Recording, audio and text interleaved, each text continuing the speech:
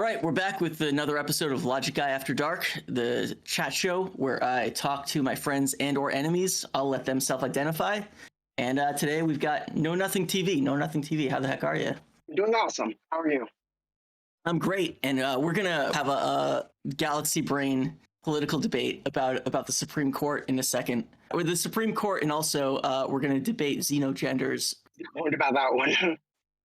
Before we get to that, because this isn't a debate show, man. This is a chill, grill-pilled chat show. It's all about good vibes. Before we get into it, I just you and I have been mutuals for a while, but we don't really interact that much, so I don't really know that much about you. Like, what's your deal, man? Yeah, I'm just an anonymous guy on Twitter. I normally just like having fun and not taking things too seriously. And yeah, I guess I'm left politically. You guess you're left. Can I ask you? So I'm really. It would seem like I know a lot about like leftist streamer culture because I'm extremely online, but I really don't watch any of those guys. The only political infotainment I really watch regularly or listen to, I guess, is Chapo Trap House. So a lot of these personalities and like the lore behind them are kind of a mystery to me. Are you like affiliated with the DGGers? I'm affiliated with them. I mean, like I probably watch like Destiny for like an hour every other week or something, but I like the community most of the time, and I think they have fun drama. When they have drama going on, then I'll take some more part in it. The debate bro drama is so spicy these days. It's like you can't help but get burnt on it, Yeah, drama's always fun to watch from afar, at least. Or it's even more fun to just insert yourself in the middle of it and be like, you're causing harm to marginal communities. Yeah, no, that's the part that I try to avoid right now. In your official capacity as a member of Destiny's community, who are you harassing? Who are the cool harassment targets these days? Oh man, there's so many of them. There are a lot. I see these things, and like half the time I don't even know who they are, which bizarrely doesn't stop me from getting involved in the drama anyways. And the thing is, a lot of the people that Destiny's community hates, I'm kind of friendly with, or I like. So I don't really take part in any like harassment or attacking people who are in feuds with them very much. Mm-hmm. I see these those tiered lists that people like doing, and like it seems like every week there's like 10 more people on these things, and I know at this point I know who about 10% of them are. There's just way too many people at this point. I don't understand how anyone can be keeping up with this. How much Twitch streaming content are people watching a week? It's mystifying to me. What? Other than Destiny, who are the good streamers that you watch? There's not like anything I'm committed to. I follow a ton of them, and then like when I'm bored, I'll just tune into someone who's live. So like Fosh is the other one that I watch more consistently, who's bigger. I get the impression that you're like, and this is a guess on my part, so if this is wrong, by all means. But I get the impression you're kind of like an anti-Bosch guy. No, not at all. I like Bosch. Oh, okay. Because the Destiny community hates the Bosch community for reasons that are a little above my head. Oh yeah, there's a lot going on there. Yeah, I know there's a whole history to it. I really know very little about that history. And Bosch follows me, but we're not mutuals. I don't follow him, but he follows me, and I don't. Yeah, flex right there. But I really know very, very little about him. I did watch the entirety of his stream with RGR, so I can't say I've kept my hands completely clean. But I did watch the entire thing. But I watch very little of those guys. Yeah, I got you. And that's probably for the best. It's can be pretty toxic in those streamer communities. What do you think makes it so? Like, why do you think our leftist online communities are so toxic? I don't know if it's leftists in particular. I mean, we're familiar with leftist infighting because that's the people we know. I'm sure there's plenty of conservative infighting going on in these more niche communities we're just not familiar with. But I mean, at least on Twitch, I think just the whole incentive structure on Twitch of streamers getting bigger numbers the more they have drama, them needing to fill out content for hours a day, just kind of incentivizes them to fight other streamers when it would be pretty easy to just like be understand each other in good faith. I'll get them less content and less views. Yeah. I mean that's definitely, you're definitely onto something there. I have like my own like kind of like back on my bullshit boutique theory about what that does in fact assert that leftist communities are in particular toxic. Although I'm not so naive that I don't understand all online communities are awful. But let me run this by you, and you can give me, you can tell me if you think I'm onto something or you think I'm way off. So I don't know if you see my tweets a lot. Like I'm pretty sure you follow me, but I don't know how. I don't see every tweet, but like I see you on the timeline. Yeah. So something like a drum that I keep beating is that I think that leftists have adopted this like hyper moralistic language that causes a lot of problems in our communities. And in particular, people have grown very fond of accusing each other of causing harm. And it strikes me that if our standard for disagreement is that no, you're not just wrong, you don't just have bad ideas. There are actual victims of your bad opinions. It strikes me that that's a one-way recipe towards a toxic environment. If in my experience. That's a good insight. I hadn't thought about that much, but I agree. You do see that harm thing come up a lot with these leftist spaces, and it definitely does make people more inclined to anger and lashing out when they believe that actual harm is being inflicted. So yeah, I like that thought. Absolutely. I don't know if this was the first time I noticed it, but probably the time I noticed it that was like most prominent and like sticks out for me the most is watching the initial flame out between Demon Mama and RGR, Riley Grace Rochong. They got into it started out as a debate about Godzilla versus King Kong, and then somehow turned into an ugly fight about the definition of a woman.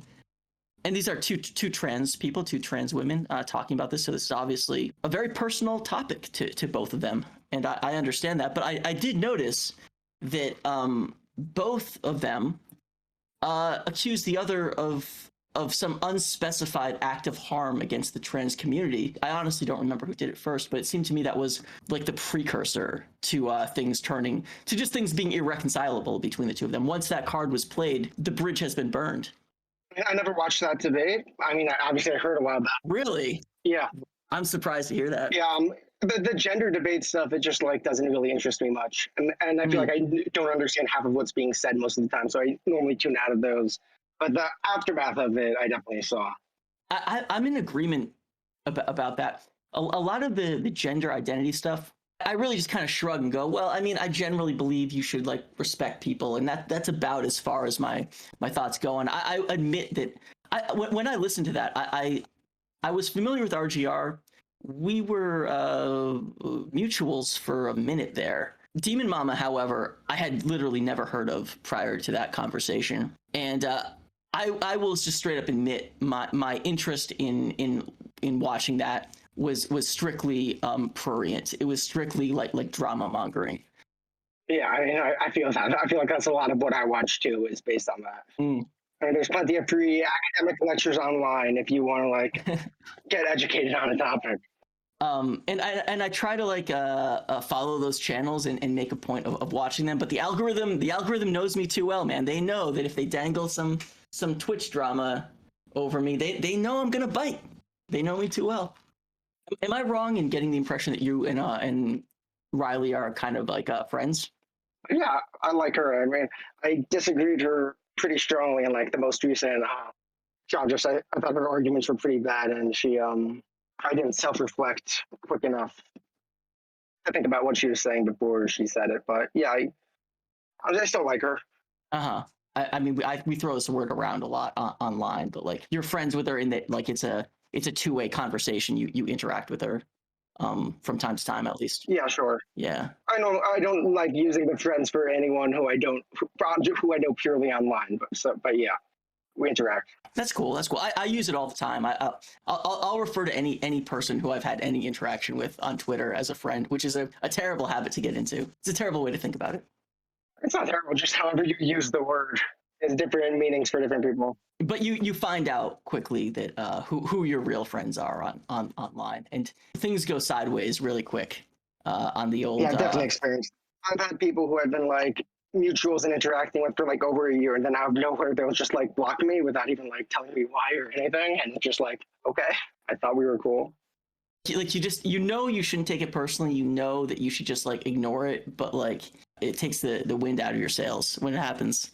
I mean, like if you think about like in your life, if someone like just who you've been known for a while just stopped talking to you and like went out of their way to snub you, that would make you feel off about yourself and start feeling bad. So it works the same way on a smaller level on them.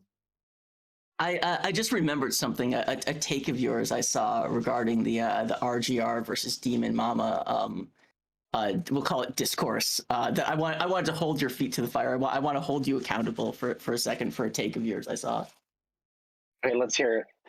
All right, you were dragging Demon Mama over that thing where her and Riley were gonna have a rematch stream and re-debate, and then Demon Mama threw out like I forget what was $100 price tag on it. Yeah, I remember that. Because I watched that stream and you mischaracterized what happened. I remember people saying that it felt like I was leaving out context, which I definitely did. But I don't think I mischaracterized. I just like said it in ways more favorable to RGR. I disagree. I would call it a mischaracterization because it is not correct to say that Demon Mama wanted to debate RGR or that she offered it or really anything. Nothing like that happened. In fact, prior to the start up your stream request, we'll call or offer, we'll call it, Demon Mama must have declined the debate invitation upwards of a dozen times. It must have been at least a dozen times that Demon Mama said, "I do not want to debate you." Yeah, that's true. I'm saying from my perspective, eventually Demon Mama gave in, it seems. She said, okay, fine, pull up your stream, let's start. And then once Riley started her stream, we know what happened.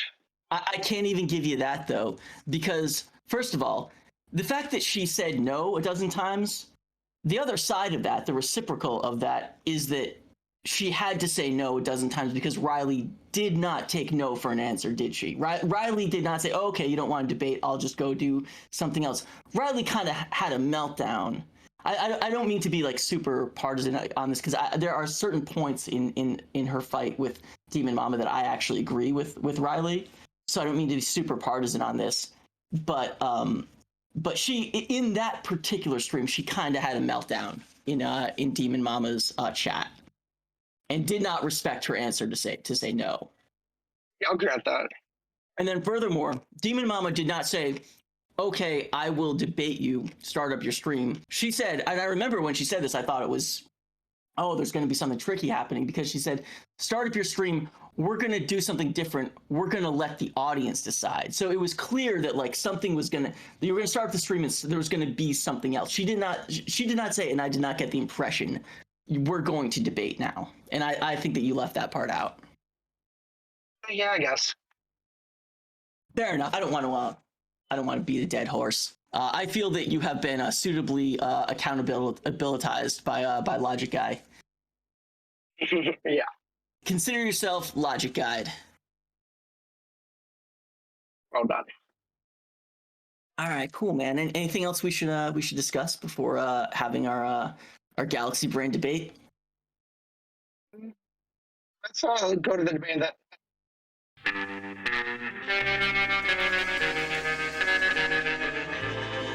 Do you want to like summarize this thread for us, or I can do it if you want, whichever's easier.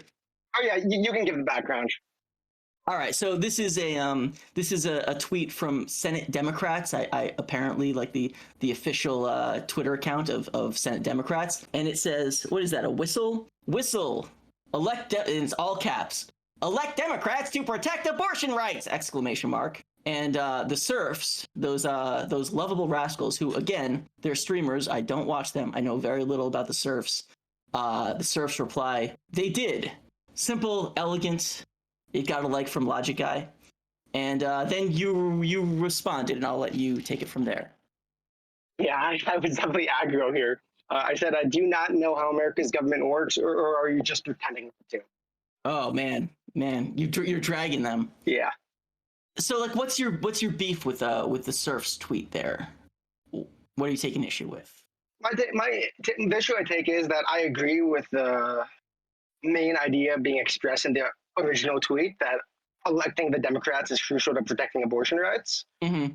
And the Surf seems to not even be acknowledging that truth, but rather just to like say, oh no, that's not true because we already did elect the Democrats and abortion rights aren't being protected. Uh-huh. And I felt like that displayed like a lack of understanding of what was going on with abortion rights right now. So you think that they don't understand that the Democrats the Democrats who are elected do generally agree with protecting abortion rights? You think that they didn't understand that? I think the Surf knows if we drill down any of these basic things like which party supports abortion rights more, who's in power right now, who appointed the current Supreme Court justices, I'm sure he'd agree. I just felt like his tweet didn't. You felt like they were being like facetious almost in pretending to not understand that the Democrats would in fact like to protect abortion rights, and you're supposing that the Surfs are disingenuously pretending to not understand that. Is that about it? Sure. Okay. Now it could be that the Surfs are like some of these like there is no difference between the Democrats and the Republicans account. Do you know if they're like that? They're definitely not. They're not. Okay. Well, they're Canadian, right? So they don't even vote in our elections, right? Yeah, no, but they talk about U.S. politics most of the time. Okay. Right. Yeah. I did know that, and they are on board with generally or sometimes supporting Democrats in elections. Is that I'm pretty sure their basic take? they supported the idea of voting for Joe Biden, basic stuff like that. Okay, that sounds about right. Based on what I know about them, that's probably what I would guess their positions are. They're not like burn it all down type of leftists, you know? No, they're people who I agree with on many levels, which is why I respond to their tweets more as compared to someone who just fundamentally disagrees with me on everything. Like they're like a Jimmy Dore type. Because I feel like they should be doing better than saying stuff like that. Yeah. So there is, you wouldn't reply to like a Jimmy Dore type of person then, or like those like. I mean, weirdos. I do, but I would particularly reply to the Surfs because I know there's a good chance they'll like read my comment and they're capable of understanding criticism and taking it in and maybe changing their mind. Okay. Well, I'm gonna take the Surf's position in this debate because I liked their tweet. I thought it was a good response, and I share. Okay, go for it. I share their frustration here, and I don't really get your point because just saying just vote Democrats more. That's a very convenient narrative for Democrats, isn't it? Like that really works out well for them, doesn't it? Yeah. I mean, that's why when you're a political party, most of your arguments are going to be about why people should support you as a party, as opposed to the other party. Yes, that's true. But also, let's be clear about something. Roe v. Wade, there hasn't been a ruling about that Mississippi case yet, has there? But there was the Texas ruling already. The Texas ruling was a few months ago, I believe. Yeah, I'm saying the point is the Supreme Court is slowly eroding Roe v. Wade. It's not that slowly anymore. There's been a slow erosion over a long period of time. Probably, I don't know how old you are, but probably our lifetimes. It's getting pretty fast now. Yeah, you can say it's speeding up right now. Yeah, there's a big case. I think it's a case in Mississippi that's in front of the Supreme Court right now. I don't think there's been a ruling. Last time I checked, there wasn't.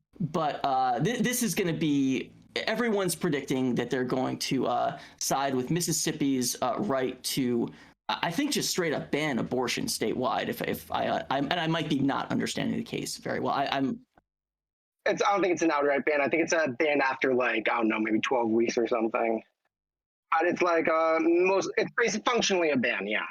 And everyone's predicting that the 6-3 Supreme Court is gonna rule on the side of Mississippi, and it's gonna be possibly the biggest ruling by a court against abortion rights, probably in our lifetimes. I said that before. I keep saying our lifetimes. But that's kind of how I think of politics. I always think of it in terms of my lifetimes. I don't know if I'm certainly not a scholar on these things. I'll buy into your framing. I agree with what you've said so far. Yeah. Okay. Yeah. So this is a major defeat for not just abortion rights, but the Democratic Party as a whole. Agree or disagree? I mean, it's bad for the Democratic Party's goals of protecting abortion rights. Yeah. I wouldn't say, what I would disagree with is if you're saying that this is a failure of the Democratic Party to, well, no, I'd agree that they aren't doing enough as much as they could or should be doing. What I'd say is it doesn't indicate that electing them isn't important to protecting abortion rights. Okay, no, I will agree that if you want to protect abortion rights, you do need to you will probably need to vote for Democrats. I agree, but what I was getting at you here do agree with the original tweet, then? That's all the tweet says. I mean, if we just take the tweet completely literally, then it's just a general, proclamation. But what I'm really agreeing with is the serfs that, look, we're on the cusp of this major defeat for the Democratic Party. As long as I've followed politics, the Democrats have said, elect us, and you need to elect us because we're here to protect abortion rights. That's not subtext. Democrats literally, if I looked at my email right now, I can probably find an email in the past week from an elected Democrat with this message explicitly said, right? Yeah, they send, yep. Okay. This is where okay, I feel like there's a disconnect. I mean, because Mississippi is a Republican state. It's well let me just finish my point. I'll try to make it quick, and then you can tell me the disconnect. So, on the cusp of this major defeat of Democratic policy goals to protect abortion rights, which they campaign on and fundraise off of, the Democrats' message is just give us more money and continue to vote for us. And what the serfs are saying is that that's not where the system broke down. And you need to introspect a lot deeper than that and find out why you allowed this to happen. And the answer is not people didn't vote Democrat enough. You can't turn this on the voters after asking us, really, and virtually harassing us for our support. Turn this on the voters and say, well, you didn't vote for us hard enough. That is not an acceptable answer at this time in history. I mean, I don't know if you're talking about like politically acceptable. I mean, factually, it is correct. Right? Like, would you agree that like I can't say that I would agree with it, because I would say that as a prescription, as a diagnosis and prescription of the problem, it is. Well, wait, what did you say? I'm just saying as a fact, electing I think what you're getting at is that it's not a good way to like incentivize voters. It's bad optics or whatever. Nope. It has nothing to do with incentivizing voters. It has to do with Democrats taking responsibility for their failure to protect our rights and to figure out what went wrong and fix it. It is not sufficient as a diagnosis or the opposite of diagnosis, or as a diagnosis or a prescription of the current problem. I guess that's where I just don't see where you're coming from. Okay, I have a quick factoid that I think will illustrate the problem. Okay,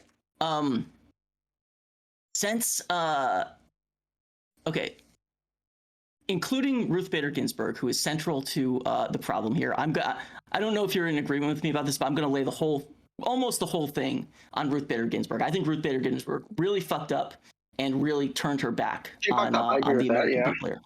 Okay, great. I'm glad to hear you say that. Okay.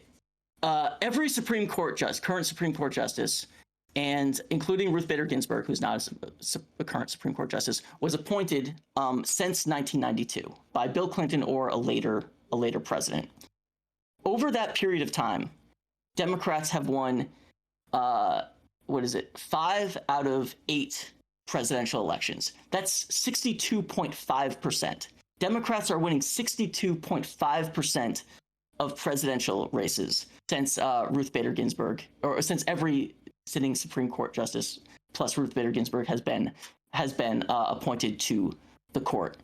The problem is not that Democrats aren't winning enough elections, and I will add to that, the inverse of that is that Republicans are winning 35 or whatever it is, 37% of presidential elections, and yet somehow that's translated to appointing 2/3 of the Supreme Court justices, and it's not the problem's not confined to the Supreme Court, because it's all down the judiciary. Republicans have stacked the judiciary in their favor, despite winning barely over 1/3 of the presidential races. There's something deeper going on here. There is something systemic and structural at work here that needs to be addressed. Okay, yeah, I mean, yeah, sure. I'm fine with having a more broader critique of how the Democratic Party has acted in the past and how they haven't been good enough. I mean, one thing I'll say is a lot of that is just a mix of pure unluckiness and losing elections in lower levels. Oh man. But no. Unluckiness. That I mean, that's just whining. That's just losers the fact whining. Is, when you have a Supreme Court of 9 people, and so much of it is dependent on when these 9 people die, who's the president when they die. No, it is unlucky. Hold on, wait. You just said something that is like waving a red flag in front of a bull. Do you know what it is? You know, I'm going to home right in on. You didn't like the unlucky? There's something you said after that has me seeing red even more. You said it comes down to when people die. That is incorrect. It does not come down to that. Yes. Other than RGB or RBG, I was gonna talk about Kennedy. He's the second to most recent Supreme Court justice. He didn't die. He stepped down. No, I'm agreeing with you that from the Democratic side that we'd want our that asks voters to support them and fundraises off the promise to protect your reproductive rights. It is essential that you retire if the circumstances require. It's not optional. You have to. I wish we could say that. I'd love to be able to force them to retire. I'm saying there's just practically we don't have the power to force judges to retire. I mean, it's true that the person who made that decision is Ruth Bader Ginsburg. It's true that Barack Obama. I forget. Did he say it publicly? Did he publicly say that Ruth Bader Ginsburg retired? Right. That was leaked. So. Behind the scenes, we know what Barack Obama's position was. He was urging her to retire. But the fact is that in not doing that, she not just made a very selfish decision that hurt the rights of Americans, and in particular women, but it translated to a party-wide failure for the Democrats, and the Democrats have to own this one. They have to own this one. You can't be making excuses and pointing fingers. You have to own it. I mean, yeah, as I said at the beginning, I'm fine owning the fact that the Democrats aren't acting perfectly, or you can even say they're acting very badly, and their strategy hasn't been good. You can say all that stuff. I just don't think anything takes away from the fact that voting for them is necessary for protecting abortion rights. Like, I'm not trying to make some far-reaching claim about how amazing the Democrats are.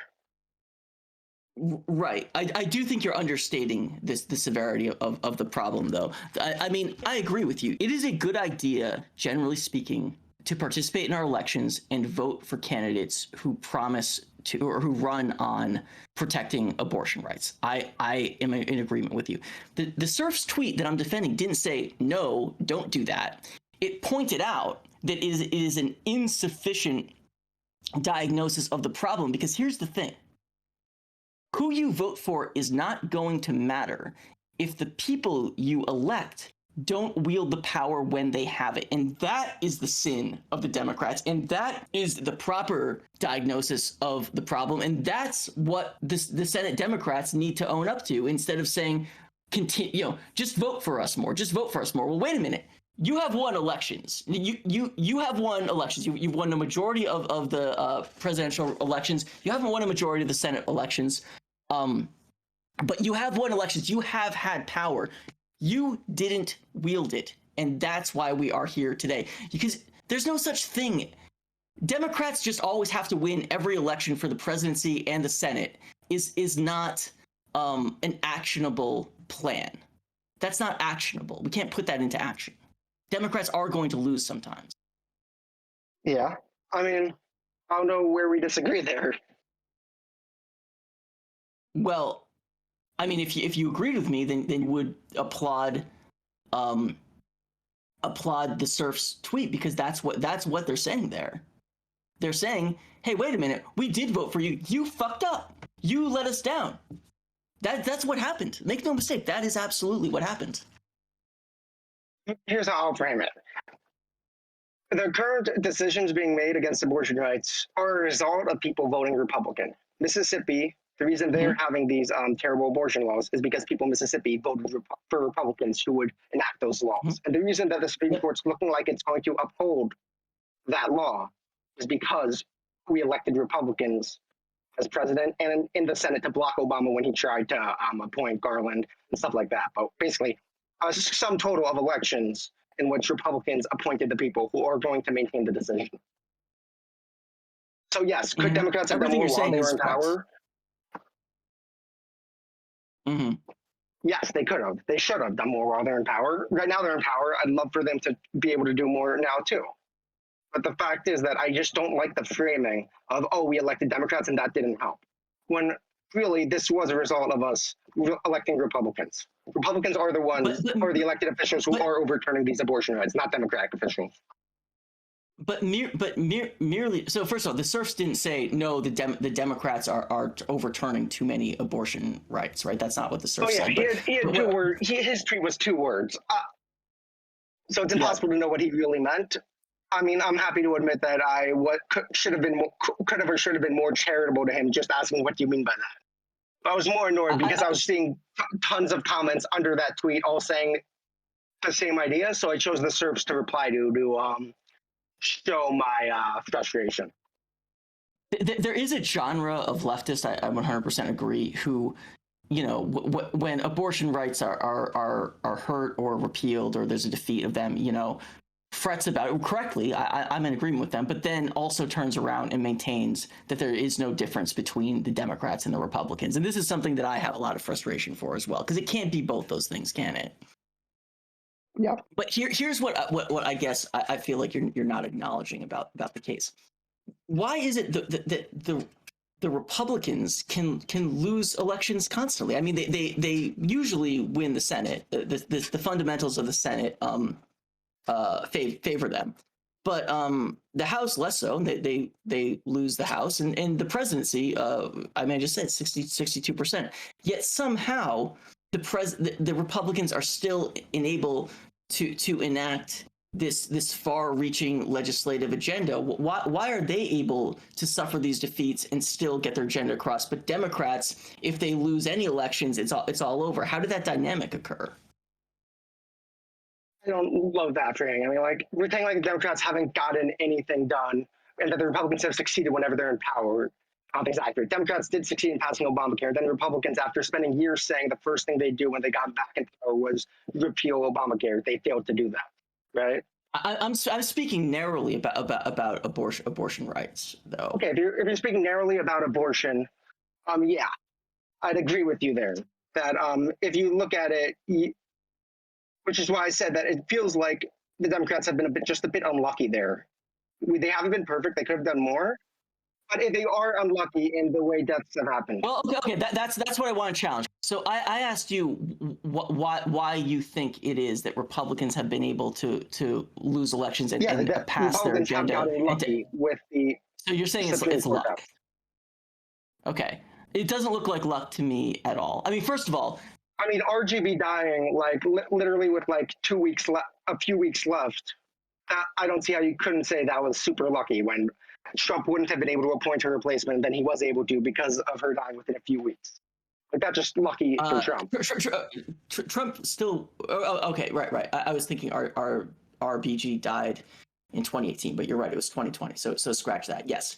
So if RBG had died a few weeks later, the problem solved. But here's the thing: in 2009, RBG, I believe, was 81. I could look it up, but it's somewhere around that. She had cancer twice.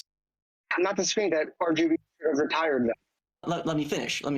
Well, some people, I don't know if Barack Obama or Democratic leadership, but some people said she should retire now while Democrats have this supermajority in the government. She didn't. Mm-hmm. She didn't retire before 2010. 2010 happens, there's a Republican wave. Oh, but guess what? The Republican wave wasn't enough to turn the Senate. Democrats retain the Senate. So she gambled, she won, she's got another chance, right? She doesn't take it. 2012, Democrats still retain the Senate. She gambled twice, she won, she's got a third chance. She still doesn't take it. She still refuses to retire. She's what, 83 at this point? She's still saying she won't retire. There's a big presidential election coming up.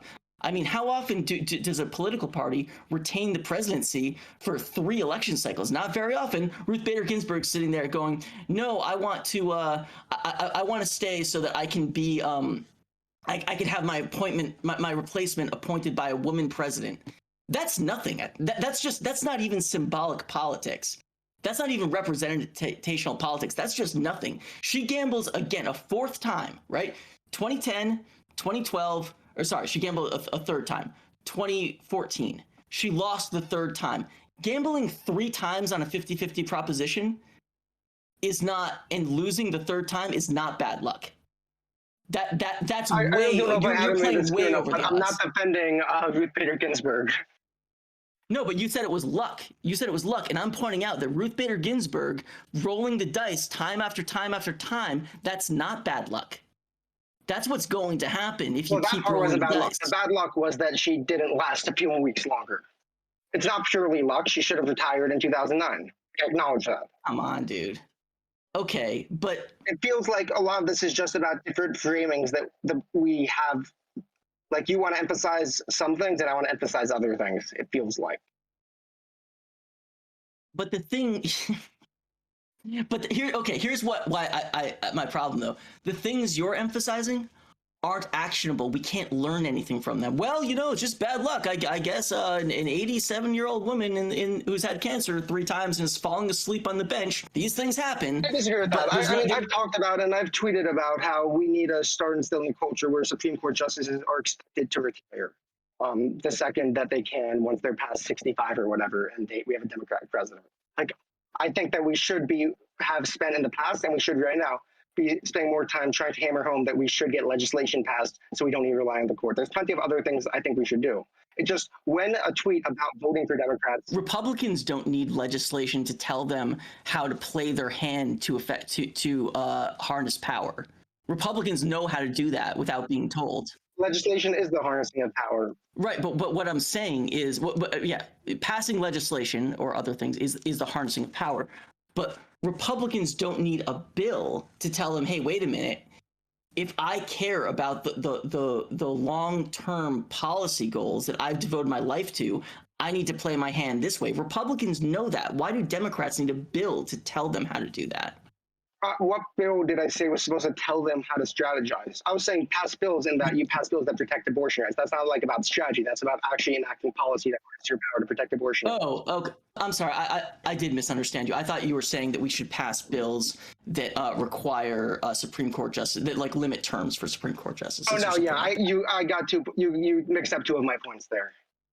Okay, all right. The idea that Democrats shouldn't have just left it up to the courts, that they should have actually passed bills when they had the ability to, is one, like, historically I haven't paid that much attention to, but just recently. The problem is there's the question of whether they have the votes. Well, I mean, they certainly did in the wake of Barack Obama's win in 2008, where a party swept to power by huge margins, and Barack Obama even campaigned on the idea. Honestly.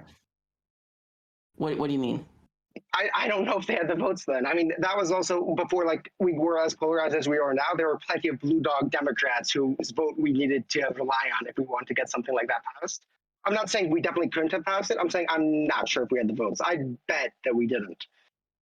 I mean, that's a frustrating position to have, because what it translates to is, even if Democrats have a supermajority in the Congress and the presidency, they still can't pass their agenda to protect your rights. So if that's true, then why are we voting for Democrats? If a supermajority is not enough, you need more than a supermajority. It could still be appointing Supreme Court justices. Well, I'm just saying it's frustrating to say that even with a supermajority, it's not enough. It seems like that defeats the purpose of voting for Democrats, if that's true. That makes no sense to me. I'm saying that because with a slim supermajority, you can't pass everything you want to pass means that you should settle with not passing anything. Because there's plenty of stuff they were able to pass with a supermajority. So the idea that we shouldn't vote for them because there's this one thing that they might not have been able to pass, that doesn't really make sense to me.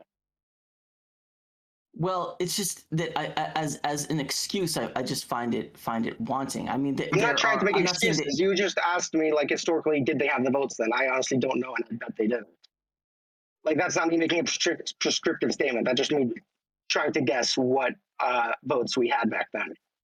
If the will of the president was to pass this, if this was his first on his agenda as he campaigned, I don't have his campaign statements in front of me, but I know that it was like a first 100 days type of thing for him. If the will of the super popular incoming president was to do this, then they would have found the votes. That's how politics works. You find the votes, right? I'm not sure. Okay. I don't think you always can just find the votes. Well, I certainly can't say it's 100% true that Democrats had the votes, but I just find it to be just one, not a very convincing excuse, and two, I find it undermines the. It's not an excuse. This was just like a historical analysis. Okay. Fair enough. We can leave it at that.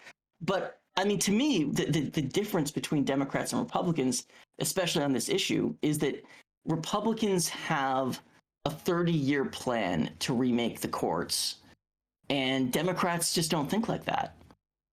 Democrats don't have these kind of long-term strategizing. I think the Democrat Party is terrible in a lot of things. Yeah. So that's why it's frustrating when you say like they're a party that has so many popular ideas, and the fact that they're hated by so much of the country that agrees with their ideas, just because they're so bad at representing themselves to people and marketing themselves. Yep. I hate it. Like I'm not going to defend them there. Yeah. But what I was saying was that, like, so if you agree with that point, then you should agree with me that it's not luck. It's that Republicans have long-term strategies, and Democrats.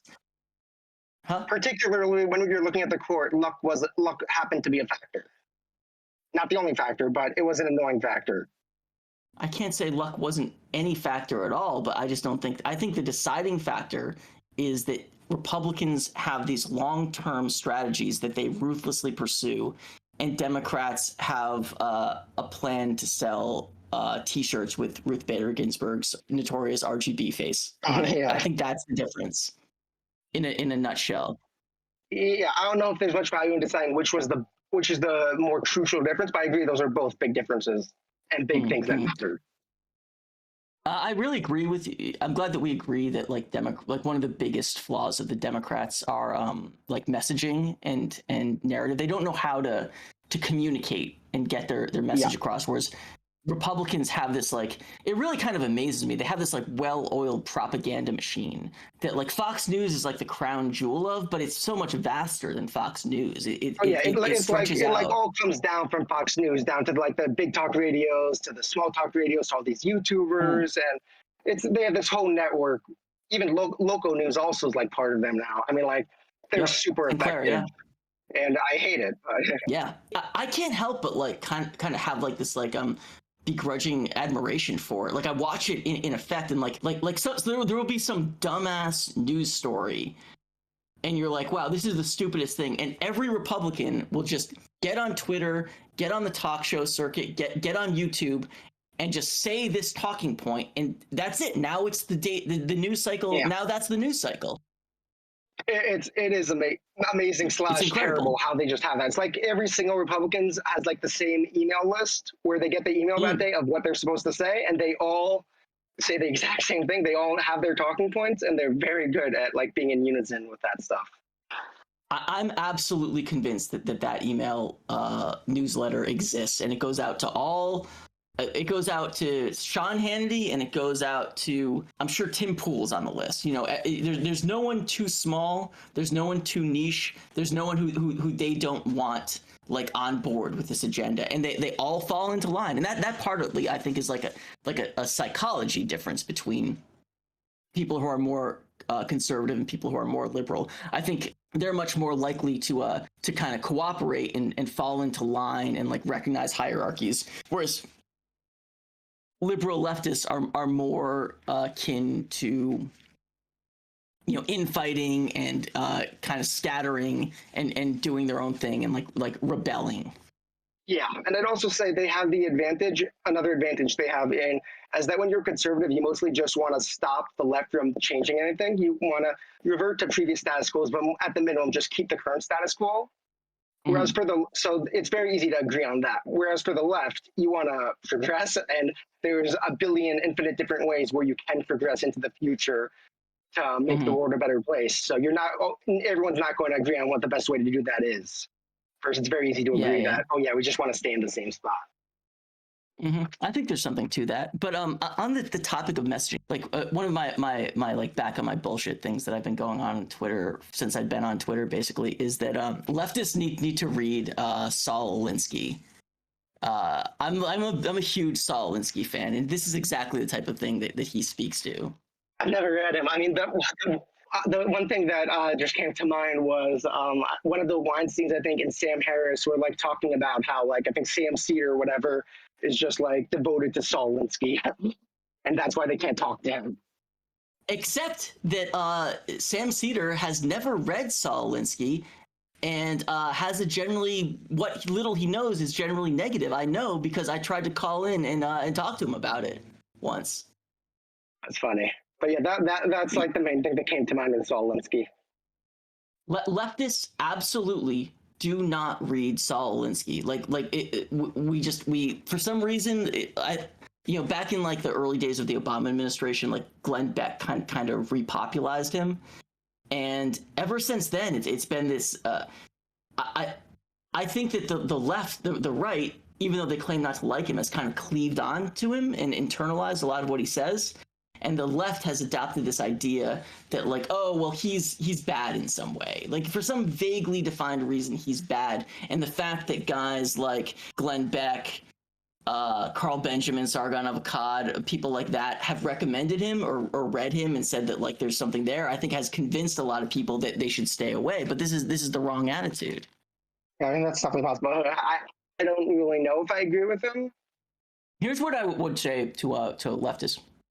I would recommend reading Saul Alinsky, and even if I had reason to believe that you would disagree with every single word he wrote, I would still recommend him, because what he does is he challenges you to think about this stuff. Think about like strategies and messaging and media as warfare and tactics. And I think that's a real blind spot on the left. I think that leftists don't know how to think like that, and that's why they have so much trouble with media and narrative. Even though the most effective media messaging organizations in the world are, they're run by artistic people. Hollywood is one of the most effective messaging machines in the world, run by very left of center people. There's another way in which we don't understand how messaging works. And I also think, and you can tell me I'm crazy here, but I think that's one of the reasons why the modern left has taken such a shine to deplatforming and censorship. Because when you don't understand how messaging and narrative work,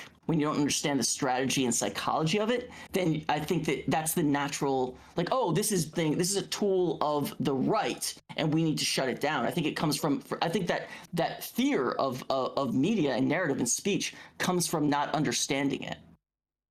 That's interesting. Yeah, I didn't really thought about that, but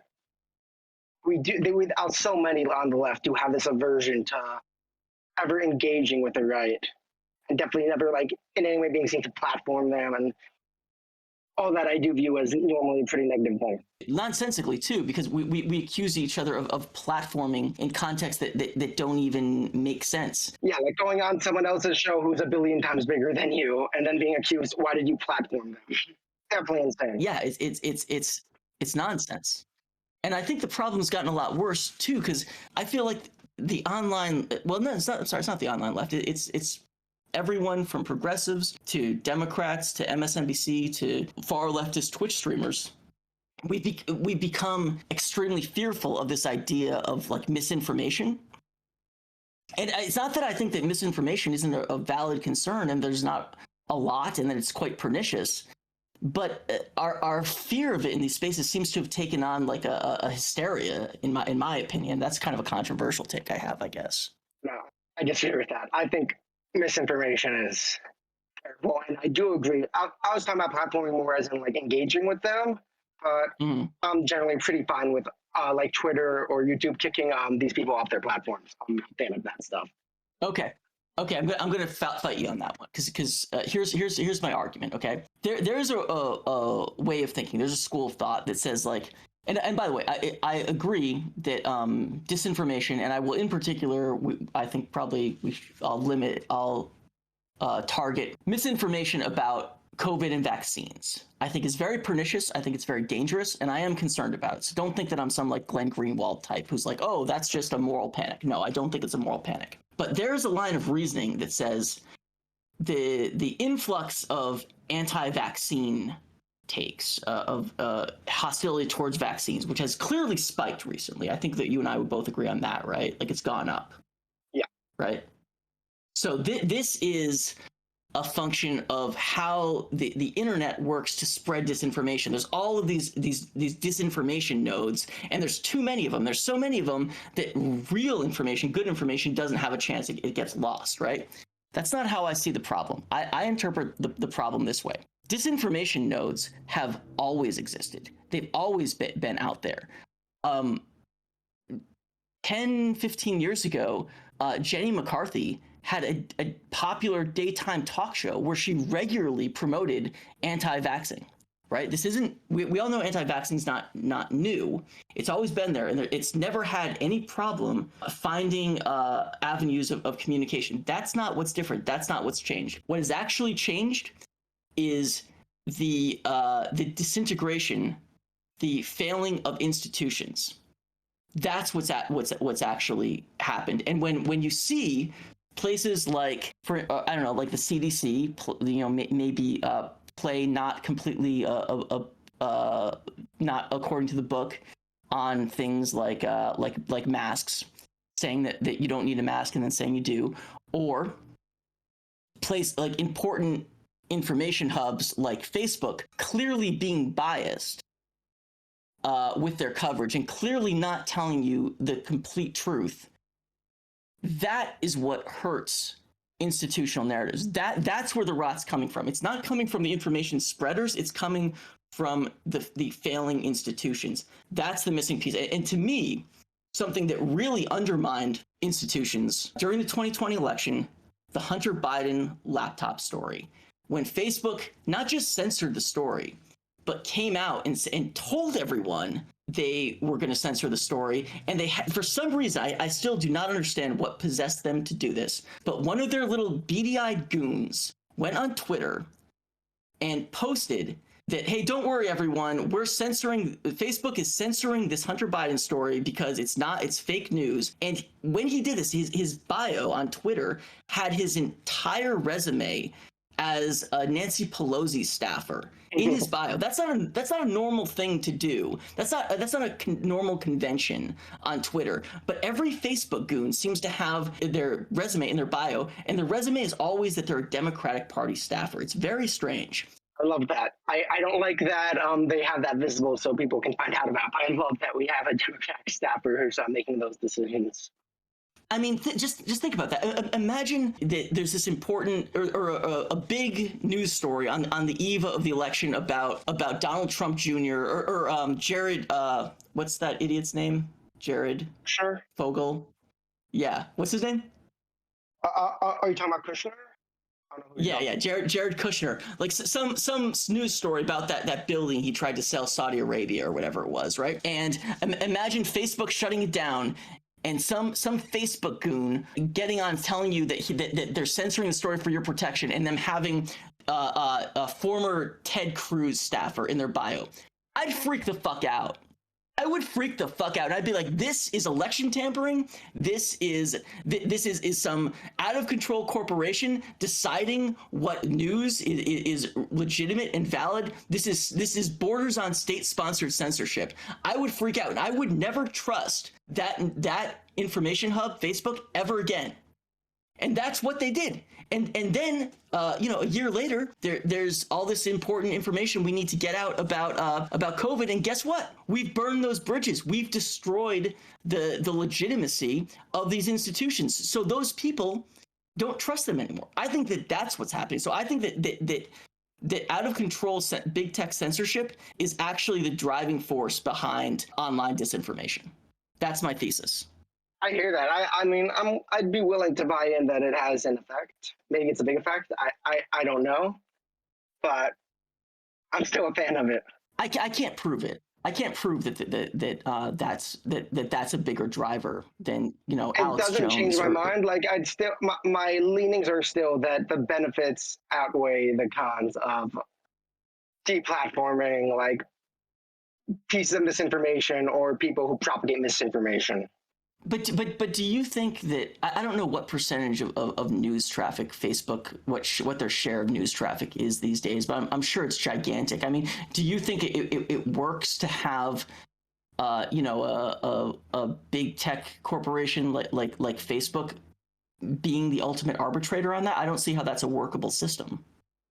I guess I kind of am. Like, I don't think it's that huge of. I mean, it's a big part of it, which is why I think it's important that they do stop the misinformation. But yeah, I hear what you're saying in that it could turn out very bad if they decide to start become. I mean, they already are more sympathetic to conservatives in lots of ways, but if they start just going flat out like In a lot of yeah, I ways. mean, all their most Yeah. popular news stuff is like you see it's Ben Shapiro and all that Yep. stuff, but. And they have some sort of like payola agreement with Shapino. All this, like, oh, they're censoring conservatives. They are sometimes censoring conservatives, but on the balance of it, they're driving traffic to these people. They're responsible for creating these media giants. So it seems to me to not really be a feasible plan to be like, okay, now you guys take responsibility for curbing it, and on top of that, I don't know how you feel about that Hunter Biden story, but to me, it's just a shining example of how these people have terrible judgment, just awful judgment. I don't know why. I don't know what possesses people to think Mark Zuckerberg is going to keep you protected from COVID misinformation. It blows my mind. I mean, I don't trust him to. I just want him to. Well, I mean that's kind of the rub, though, isn't it? I don't see a way to get rid of him right now. So my preference is that he does do as much as he can to root out the misinfo. I understand what you're saying, and that can lead to people not trusting Facebook more and stuff like that. I think it's worth it. Like, because so much gets spread on Facebook. I mean, the way I look at this stuff is that so many on the left are distrustful of like the discourse and open inquiry and like bullshit like that. And I get it. Like that stuff's pretty cheap. It's corny. I agree. Believing in open inquiry and free inquiry and all that stuff. It's cornball stuff. But the only alternative I know of is that a priest class tells us what's true, and the shortcomings of that, the failings, are just obviously outweigh the failings of discourse and open inquiry. Open inquiry is how we have to decide what's true and what's not. There's just no other way. Because when the priest class lies to you, I mean, which they do all the time, your only recourse is like revolution at that point. Yeah, I hear that. I mean, like, I'd prefer if we could abolish that priest class in some way or limit their power as much as we can. But my perspective is more. But that's the thing. Like, what keeps them in check is like the system of open inquiry. If we do away with that, then we can't limit the reach of the. And by priest class, I hope we understand that I don't literally mean, like a religious figure. It doesn't necessarily I understand. need to. Yeah, yeah. But I mean, like someone who, like, basically you take a figure like Fauci and you make him unimpeachable. You make him the final say on that. And I mean, the only thing that's going to keep these people honest to any extent is if there's some sort of alternative system, like through open inquiry, where we can actually evaluate if what they're saying is. Isn't that what's happening? Whenever every conservative's Twitter feed is full of them bashing Fauci and fact checking him and all that stuff. Problem is that it's breaking down because I think that you have one side that's very hostile to well, no, it's not one side's hostile to priests. All sides have their priests, and the opposing sides are hostile to their priests. But I think what's breaking down is that I think conservatives have always actually had a lot of hostility towards the idea of open inquiry, and I think that liberals have sort of gravitated towards it over the past several years. And I think that, so what we're left with is just like, you have to admit, some liberals do regard Fauci as like a priest, basically. 100%. I love those people. Those are my favorite people. There's so many of them on Twitter, those vote blue no matter who, blue wave people, Yep. who are just going to toe the party line no matter what. They take what they see in their DNC emails or whatever, and they go with it. They don't question it at all. I love those people. It's incredible. The amount of confidence. I'm not saying it in a negative way. I genuinely do wish we had more of those people. Really? Oh, I thought you were being ironic. Why do you wish we had more of those people? I mean, like, obviously think that in some ways they can be dumb in plenty of areas, but I love that they exist, and I wish we had more. I think they can be extremely dumb. Yeah.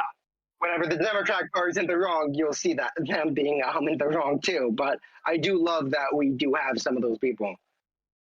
So why do you love that? What's the appeal there?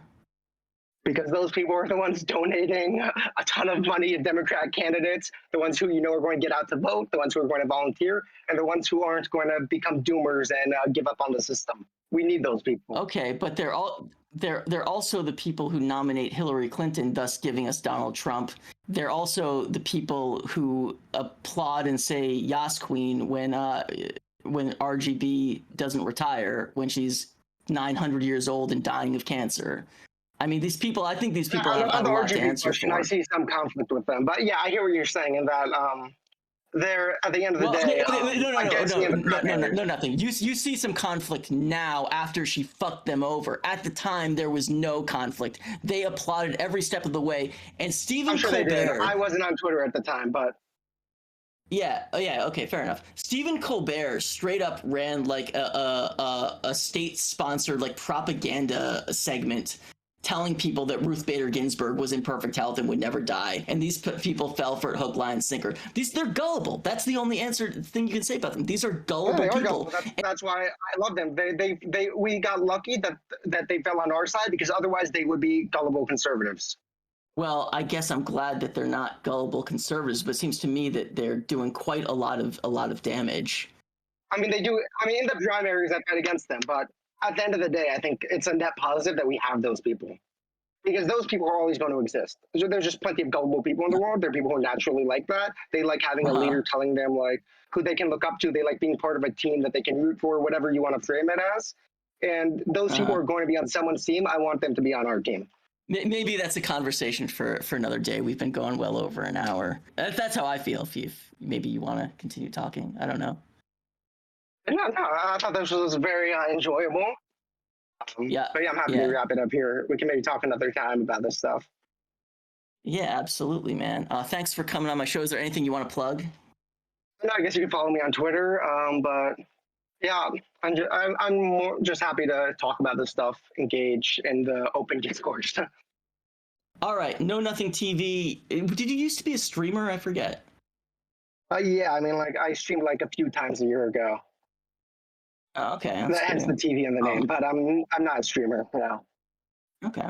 All right, cool. Well, you can catch his takes as part of an active member of the DGG community, where he leads harassment raids against various enemies, mostly xenogenders and Yeah, the transgender people, women, I guess minorities a lot of the time. You know, all the minorities. DGG. Yep, I mean, they're a far right community. So absolutely, man. Hey, thanks for coming on. I appreciate it. yes, awesome to talk to you. See ya.